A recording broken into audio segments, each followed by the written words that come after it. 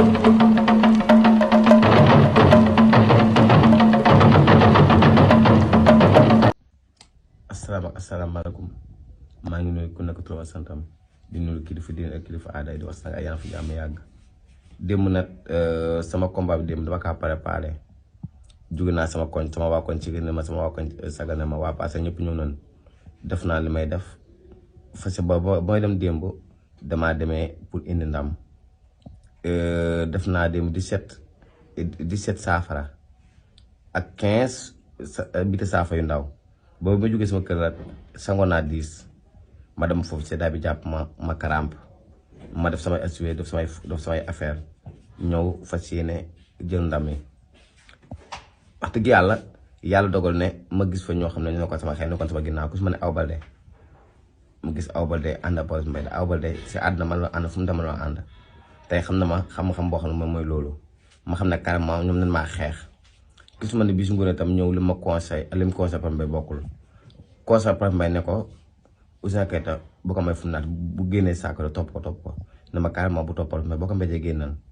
def affaire yoo xam ne def affaire yëf mu def affaire yoo xam ne daal maanaam def affaire seetaan yoo xam ne maanaam daal def affaire fumier yoo xam ne dafa def loo xam ne maanaam daal lu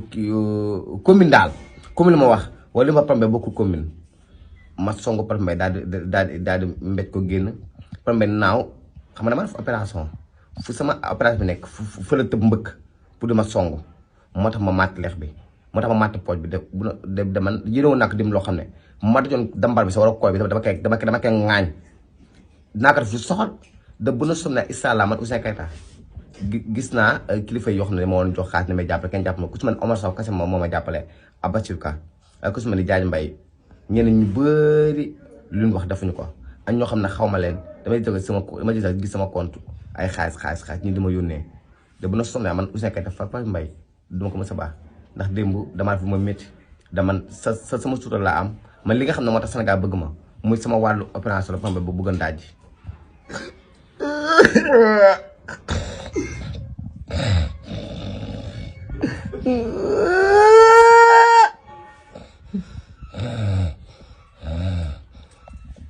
kii duma ko bàyyi